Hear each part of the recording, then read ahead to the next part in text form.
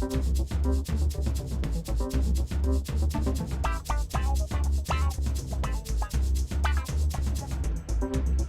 ferry, owned by Metlakatla Development Corporation, provides a vital link between Prince Rupert and the community of Metlakatla, where the people decided we can run this service by our people, for our people. And it's well run, so it makes money. Tsimshian Storm is owned in partnership with two other communities. It provides passenger and freight service to coastal communities under contract with BC Ferries, and it's been successful since startup.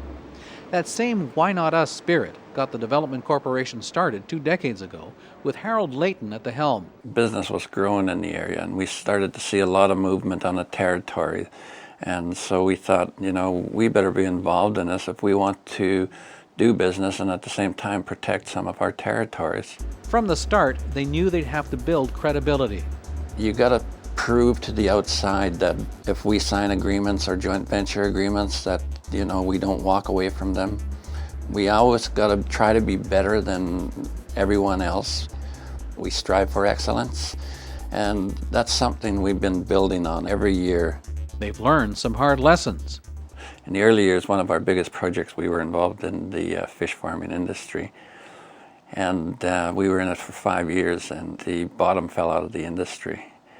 And we ended up with a $6 million debt. And like good corporate people, we had to repay 100% of that debt, and we did.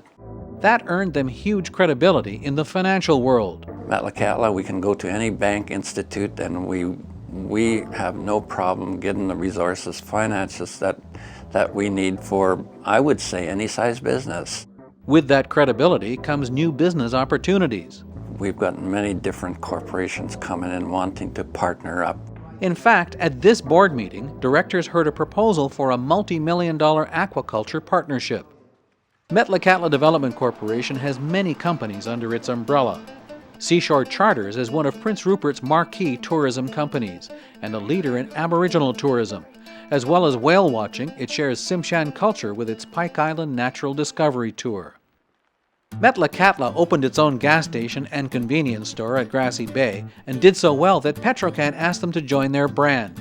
Then Petrocan gave them another gas station to manage as well. By any outside measure, the corporation is successful, but they still haven't overcome one of their biggest challenges. We don't have the capacity or the trained band members in our community to run these companies that we're setting up. Our members want to work, but they don't have the skills to fit into these jobs. So the corporation is training young band members on the job for higher paid positions, and they've bought a new space for their expanding First Nations Training and Development Center.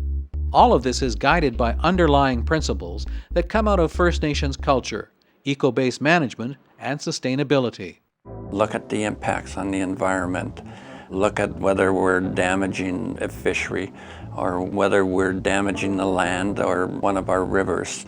We got to make sure that they stay as close to what they are now for the future of our children. It turns out those guiding principles are also good business. Across Prince Rupert Harbor, we just logged 50,000 cubic meters of wood across the harbor. If you look up across the harbor today, you would never know that we were there. We didn't leave no damage. We were very selective. We protected all the cultural sites. We protected all the resource gathering areas, and we were very successful. You made money. We made money, and that's how we have to do business going forward.